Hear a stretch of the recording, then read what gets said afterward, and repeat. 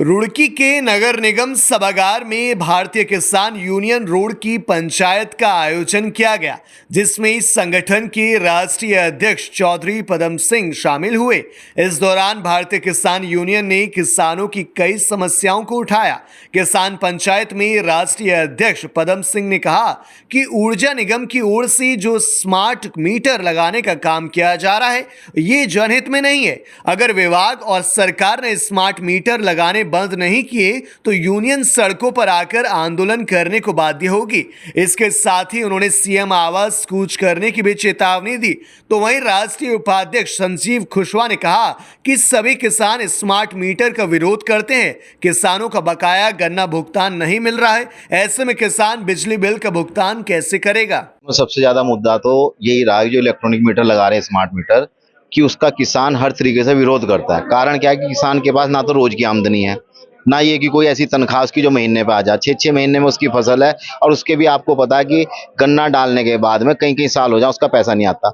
Smart meter का मतलब क्या हुआ, जैसे पहले मोबाइल थे रिचार्ज होते थे, वो रिचार्ज करा दिया, जितने पैसे थे उतनी बिजली खर्च होगी, वो बंद हो जाएगा, कुछ समय बाद बंद हो जाएगा, अगले दिन फिर उसमें पैसे डाल लो। तो किसान कहाँ से पैसे डालेगा? किसान के पैसे तो सरकार कई साल नहीं दे रही है, जबकि नियम ये है कि गन्ने का पैसा जो 15 दिन में नहीं मिल रहा उस पर ब्याज लगना चाहिए। अब देख लो कितने साल हो गए गन्ने पे पैसे रुके हुए, और हर साल पिछले साल का पैसा अगले साल मिले, उस पर क्या नाम ना कोई ब्याज है, और जो सरकार का पैसा रुक जाए उस पर पेनल्टी है। अगर किसान उसमें पैसे नहीं डालने का तो उसके घर में बिजली कैसे चलेगी, कैसे चलेगा उसका ट्वेल्व? उसका समाधान ये बता देंगे वो। सबसे पहले अगर जिन्हें लगाने ही तो सबसे पहले सरकारी विभाग में लगाओ ना, वहां का भी बिल रुका रहा है दुनिया भर के, क्यों जी?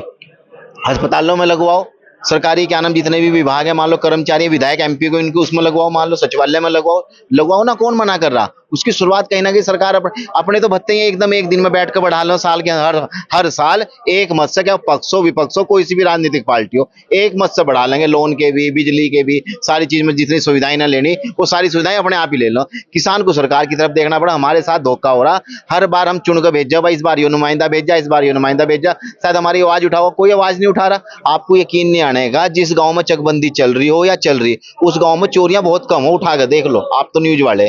कारण क्या? चोरों को भी पता वहां पैसा मिलने का ही नहीं, सारे अधिकारियों ने पी लिए।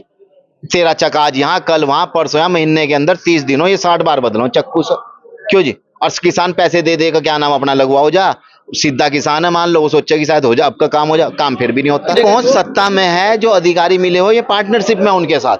आप खुद देख लो ना, कितने साल हो गए अधिकारी नहीं बदले जा रहे चकबंदी के।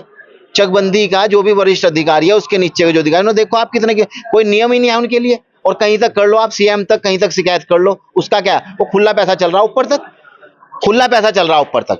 चकबंदी का एक अधिकारी ऐसा, वो नेगी जी, पता नहीं कितनी बार कहां तक शिकायत कर ली, उसकी प्रॉपर्टी की जांच करा लो। और पहली बात ये बताओ, ऐसा कौन सा नियम है जिसे सारी जिंदगी यही नौकरी करनी?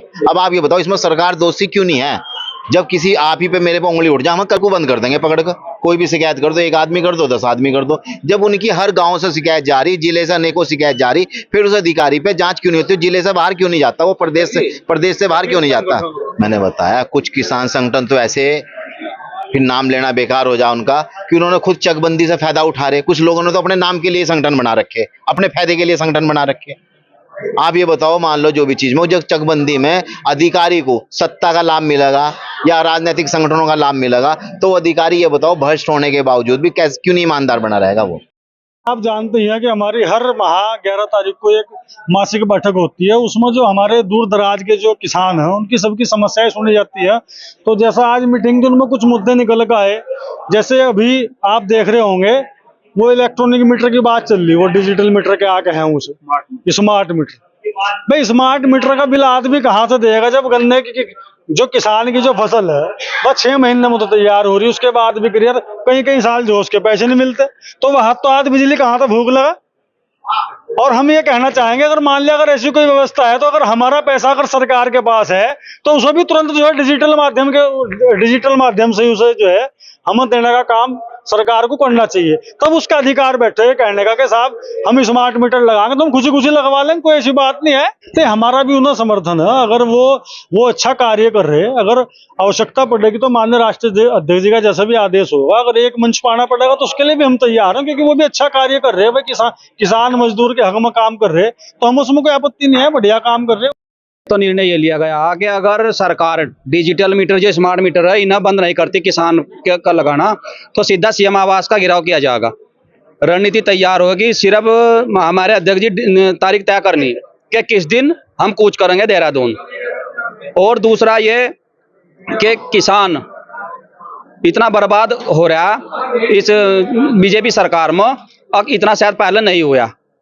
किसान के पास आपने देखा होगा, किसान की फसल एक साल में एक बार आती है, और ये स्मार्ट मीटर लगाने को कह रहे हैं कि हर महीने उसमें चार्ज करना पड़ेगा, तो किसान कहाँ चलाएगा। ऊर्जा प्रदेश होने के बावजूद भी हमारे यहाँ किसान के यहाँ स्मार्ट मीटर लगाने की तैयारी कर रही सरकार, और यूपी हमारा लगता है प्रदेश, वे हमारे प्रदेश खरीद कर वहाँ के किसान को बिजली फ्री दे रहे। देखो कमाल की बात है। अभी आपने देखा होगा कि बहुत किसान संगठन जिन्होंने अपने मतलब के लिए, हमारे अध्यक्ष जी ने बताया, अपने मतलब के लिए संगठन बना रखे। 17 बीघे से 17 बीघे कर ली, तो ये सब आपको पता है। उसमें मुकदमे भी दर्ज हुए, कुछ भी नहीं हुआ। लुवाड़े में चकबंदी हुई है और वहाँ पटवारी एक ही पटवारी भेजा जा, ये इनकी मिली भगत है, स्कैम। ये चकबंदी शुरू होने से पहले उन्हें बता देते हैं कि वहाँ चकबंदी आने वाली है, हमें सस्ते भाव में नाले नदी नाले की खाड़े की जमीन खरीद लेते हैं, और फिर अधिकारी ये सब मिले हुए, ऊपर से नीचे तक सब मिले हुए, और उस जमीन को फिर ये कम कीमत की खरीद कर महंगी कीमत में उसे सड़क पर ले आते हैं, और उसे फिर बेच कर ये उसमें करोड़ों अरबों रुपए का स्कैम कमाते हैं।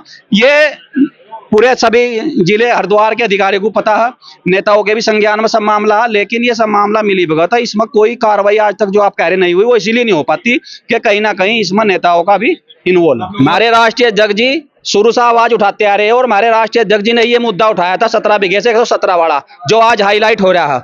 इन्होंने इनके द्वारा ही मुकदमा दर्ज कराया था, भले ही उसमें कार्रवाई नहीं हुई कि सरकार का मामला, सरकार अपने अधिकारियों को जेल भेजेगी तो उसकी बदनामी होगी कहीं ना कहीं, जबकि मुद्दा हमारे राष्ट्रीय अध्यक्ष जी ने उठाया था। ये मुख्य मुद्दे तो ये रहे कि एक तो जो ये बिजली में या स्मार्ट मीटर बता रहे हैं, ये गलत है। देहात के लिए भी, शहर के लिए भी ये मीटर सही नहीं है। इन्हें कोई बर्दाश्त नहीं करेगा। अगर गांव में ही जाएंगे तो इसका पूर्ण बहिष्कार किया जाएगा, इन्हें बंधक बना जाएगा। ये सब मीटरों को किसी कीमत पर भी लगने चलेंगे। एक तो हमारा मेन मुद्दा ही हो, एक जो चकबंदी में जो तुमने लूट बिचवा रखी है, तुम पत्रकार लोग भी ठहते हैं बात को यार। जो चकबंदी में लूट कसोट हो रही है, या आपको सबको पता, जग जाहिर है ये क्यों हो रही है, क्या वजह। किसान तड़पता फिर रहा है, किसान का चक जब उठो से पता मिलने जरा चक हट गया यहाँ से, जब उसका लगा जो जहां से 10 पैसे की कीमत जमीन है वहां 1 रुपया कीमत है, और जहां से 1 रुपया कीमत की वहां 10 पैसे की कीमत है। ये इन्होंने एक फंडा बना रखा है कमाने का यहाँ से।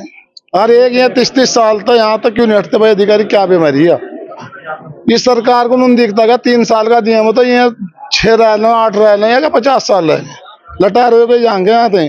बरोड़ हुआ था जिनकी मिली भगत सब चकबंदियों के खिलाफ कार्रवाई करी जाए, जितने गड्ढे उनके खिलाफ रिपोर्ट दर्ज होनी चाहिए। ऐसा क्यों कर रहे भाई, 40-40 महीना में क्यों ले रहा है एक आदमी, वहां जाकर वहां जाकर क्यों ले रहा, जहाँ चकबंदी चलेगी वहीं क्यों बहना लेंगे। तो ये गलत है, लेना चाहिए। सिवाय सीएम आवास के हम सलाह मशवरा करेंगे, भी प्रेस वार्ता भी करेंगे 2 दिन के बाद। उसके बाद हम तारीख डिक्लेयर करेंगे, हम देहरादून कूच करना।